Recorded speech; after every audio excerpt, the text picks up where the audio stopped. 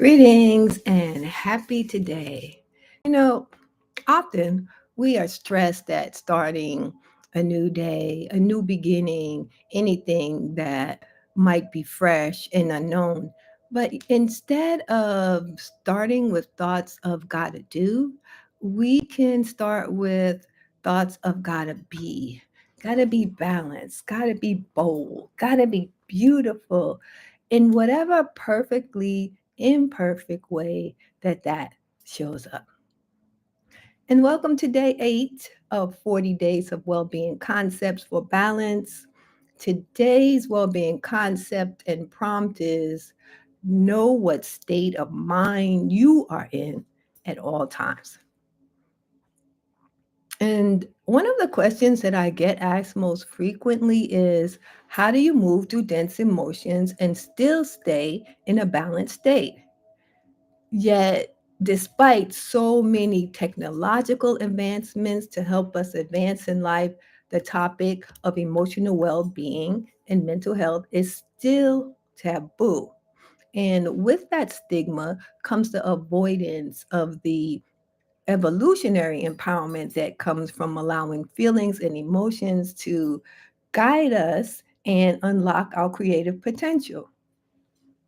And it's essential that we feel and know what state that we're in because human beings are sentient beings and we're meant to feel our way through life through those various states. And we build life experience from our mental and emotional states. And that kind of makes them the scaffolding that holds our life together. And yet, while we all are impacted by this very fact, very few of us take advantage of the superpowers that come with mental and emotional well being. So, I'd like you to imagine that you are able to alter your mental and emotional states by just shifting at will, a real possibility once you learn how to do it. And being able to actively manage your life experience instead of just passively being a writer in it lets you to allows you to develop self mastery. And the first step in order to do this is to acknowledge your state of mind. So, why is this so important? It's important because your state of mind and your energy is the frequency that fuels the present moment life experience. And then the second step is knowing the purpose of the various states of mind.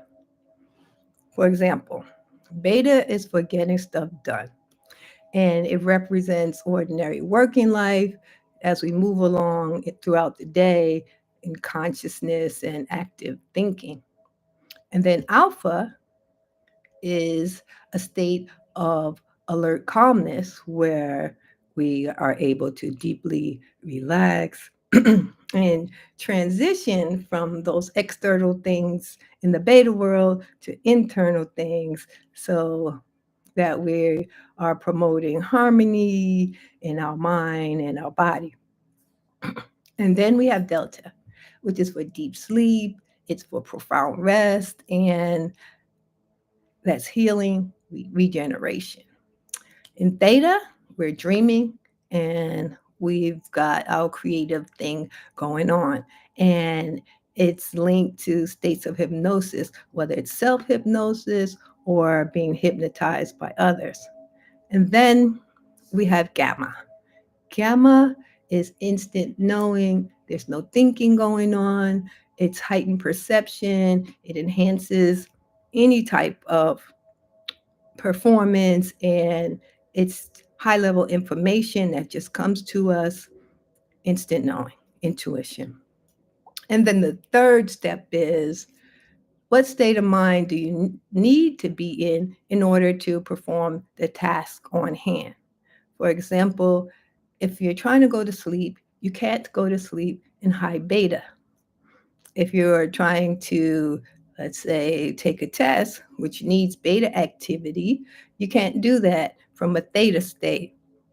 Or if you're trying to be extremely creative and intuitive, again, you can't do that in a high beta state. So you want to match the activity that you're working on with the state of mind that facilitates what it is that you're designed to do. So I'm going to read from today's well-being concept from my book, Balance is a Juggling Act: How to Start a Mental Revolution for a Change in Thought, which is available on both Amazon and Ingram Spark. Book Baby. Today's well-being concept is: know what state you are in at all times. I'm not referring to your physical state. Know your state of mind. In any challenging situation, ask yourself, am I responding from a balanced state? If you don't consciously know where your mind is, your breath will tell you. Is your breathing slow and relaxed, fast and shallow, or are you holding your breath? As you enter fight, flight, or freeze mode, the breath shortens. Have you noticed that during stressful situations, it's a natural reaction to hold your breath? This hold locks in place the tension of a difficult moment. You send a message to the brain that you are distressed. As you repeat this action over time, you habitually breathe less fully. As a result, oxygen flow throughout your cells is diminished. The result is less energy and decreased vibrancy. The shortest route to returning to balance is through the breath. Breath work allows space for something deeper than thought, conscious awareness, to come to the forefront. Today, check in to see what mental state you are in and use time to fully breathe and return your mind and body to homeostasis as needed. Feel the aliveness. And with that, I'm going to ask that you take a couple of deep breaths in just to relax into that space of well being and alignment. We're going to do uh, double intakes of breath so that we can increase the oxygen levels in our body. So take a breath in, take another sip,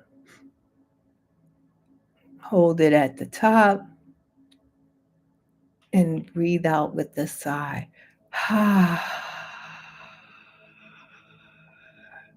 Nice releasing breath. We'll do that again. Take a breath in, take another sip of air, hold it at the top, and then release.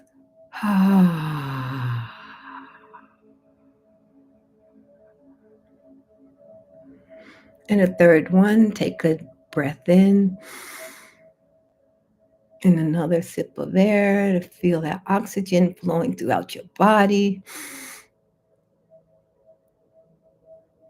Hold it at the top and release it with a deep sigh. Ah.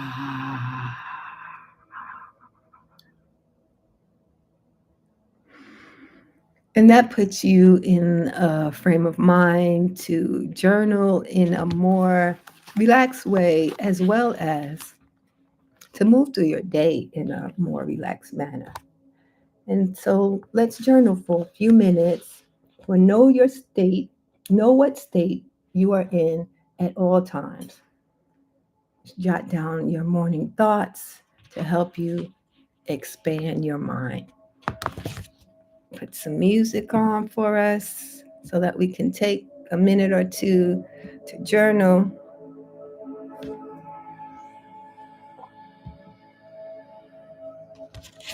Let's do it.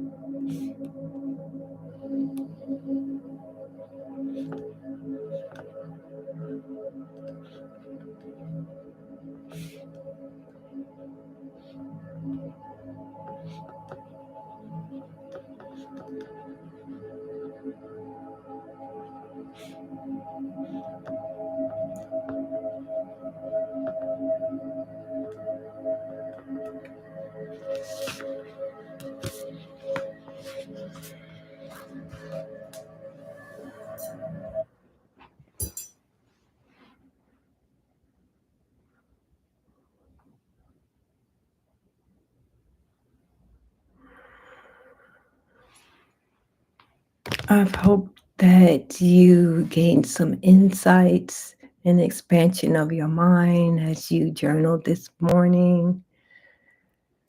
This practice of going through the 40 days of well-being concepts and just knowing what state of mind you are in at all times is one of the things that helps make you a conscious revolutionary, a person who acknowledges their thoughts, their emotions, and see how it channels through their actions and actively takes steps to align them with the fullness of their being and their uniqueness. So this is a 40-day process.